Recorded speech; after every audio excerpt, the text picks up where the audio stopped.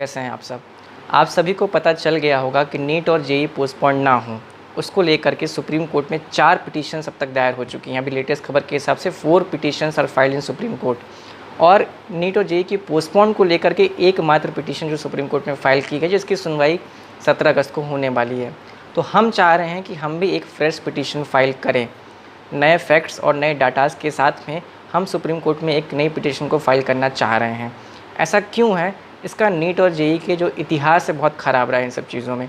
2017 में different vernacular language का जो पेपर का इशू था नीट का, और पेपर लीक का जो इशू था, उसमें हमने सुप्रीम कोर्ट में एक पिटीशन फाइल करी थी और हमारे अगेंस्ट में एक पिटीशन फाइल हो गई थी जो ये चाहते थे कि ये एग्ज़ाम दोबारा ना हो, और इस कारण से हमें उस केस में सफलता नहीं मिल पाई जितनी हमें मिलनी चाहिए थी।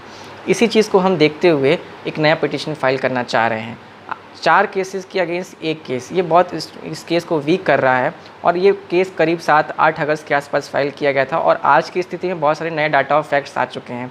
तो मैं डाटाज फैक्ट्स क्या है मैं आपको बताना चाहूँगा, आप समझिए। इस वीडियो को अंत तक जरूर सुनिएगा और शेयर ज़रूर करिएगा, क्योंकि बहुत इंपॉर्टेंट बात मैं इसमें करने वाला हूँ। ट्विटर पे और सोशल मीडिया प्लेटफॉर्म पे अलग अलग जगह पर बहुत सारे मीडिया हाउसेस ने पोल्स किए थे, कुछ इंडिविजुअल लोगों ने भी पोल्स किए थे। उन पोल्स के डाटाज़ को भी हम इसमें इंक्लूड करेंगे।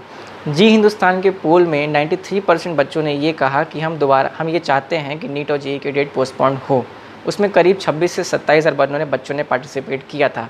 टाइम्स नाउ बहुत रेपुटेड मीडिया हाउस है, उसके भी पोल में 87% बच्चे ने ये कहा कि हम नीट और जेईई की डेट को पोस्टपोन करना चाहते हैं। इन डाटाज़ को भी हम अपने पिटीशन में इंक्लूड करेंगे।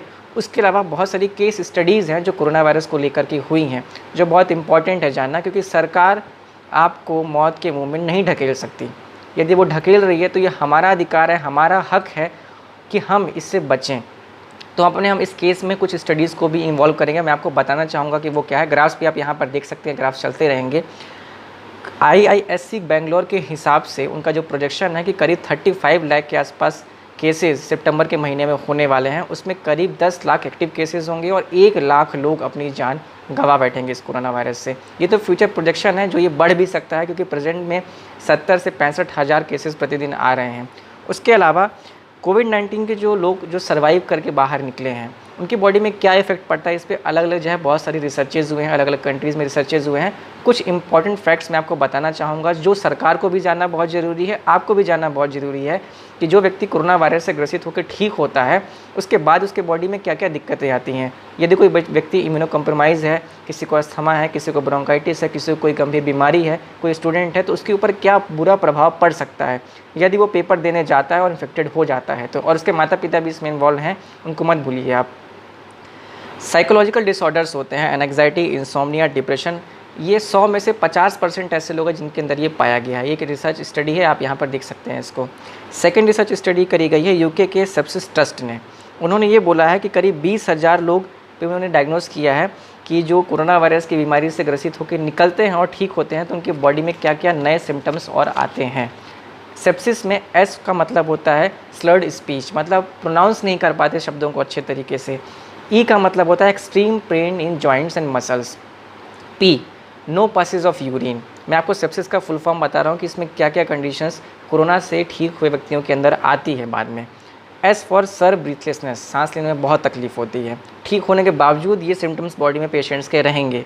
आई for I am going to die, एक फीलिंग मन में लगातार मन में रहे कि कहीं मैं मर ना जाऊँ, कहीं मैं मर ना जाऊँ। आप सोच सकते हैं कितना एक्सट्रीम लेवल का डिप्रेशन ये होगा उस समय पे। और S for skin disorder, skin का डिकलराइज हो जाना, कलर चले जाना। तो ये 20,000 लोगों के ऊपर स्टडी करी गई है, और एक होस्ट उनका कहना है कि साल के अंत तक ये सिम्टम्स लोगों के बॉडी में आना शुरू हो जाएंगे। उसके अलावा जामा के रिसर्च पेपर में पब्लिश किया गया है कि जो व्यक्ति कोरोना वायरस से ठीक होते हैं, जो पेशेंट्स ठीक होते हैं, उनके अंदर कार्डियोवैस्कुलर डिसऑर्डर्स भी पाए जाते हैं। उनका सीवीएस सिस्टम जो होता है वो डैमेज हो जाता है। मोस्टली 100 में से 60% ऐसे लोग थे जिनके अंदर मायोकार्डियल इन्फ्लेमेशन पाया गया। तो ये सब डाटाज़ जो हैं, ये सब डाटाज़ हम पिटीशन में रखेंगे, इसको फाइल करेंगे, ताकि एक मजबूत हम पिटीशन बना सकें। और उसके करनी पड़ेगी, मैं आपको व्हाट्सएप और टेलीग्राम का ग्रुप का लिंक डिस्क्रिप्शन में दे दूंगा। हम फंडिंग को रोक देंगे और हम एज़ सुन एज़ पॉसिबल, जितना जल्दी हो सकेगा, पिटीशन को ड्राफ्ट करके फाइल करेंगे। उसके साथ साथ इस पिटीशन में हम सीनियर काउंसिल को भी रखने की सोच रहे हैं। हमें ज़रूरत पड़ेगी तो हम किसी सीनियर काउंसिल से भी बात करेंगे, पर हमारा पहला प्रमुखता है कि हमें केस फाइल करना है, ताकि जो हमारा केस है वो और मजबूत हो। हमारे पास भी और लोग होने चाहिए नए फैक्ट्स और डाटाज के साथ, ताकि अपने केस को हम रिप्रेजेंट कर पाएँ और हम इस डेट को एक्सटेंड कराने में सफल हों। उसी के साथ साथ ऐसे बहुत सारे बच्चे हैं जो कोरोना वायरस से ऑलरेडी ग्रसित हैं। ट्विटर पे बहुत सारे बच्चों ने अपने कोरोना वायरस की पॉजिटिव रिपोर्ट को शेयर किया, जिसको हज़ारों लोगों ने रीट्वीट किया और उनके आसपास के लोग भी उनसे इन्फेक्टेड हो चुके हैं। इस स्थिति में किसी छात्र के लिए पढ़ पाना असंभव होता है। कोरोना से जो इन्फेक्टेड हुआ है वो उसको करीब 1 से 1.5 महीना रिकवर होने में लगेगा और ऐसे बहुत सारे बच्चे हैं जो सोशल मीडिया पर नहीं हैं, जो पढ़ाई कर नहीं आ पा रहे हैं, वो भी कोरोना वायरस से ग्रसित हैं। वो अपनी बात कैसे रखेंगे? तो सरकार को इस चीज़ को समझना पड़ेगा कि बच्चों की ज़िंदगी से खिलवाड़ करना कोई अच्छी बात नहीं है। सभी को जीने का अधिकार है। हम जानबूझ करके बच्चों को मौत के मुंह में नहीं डाल सकते हैं।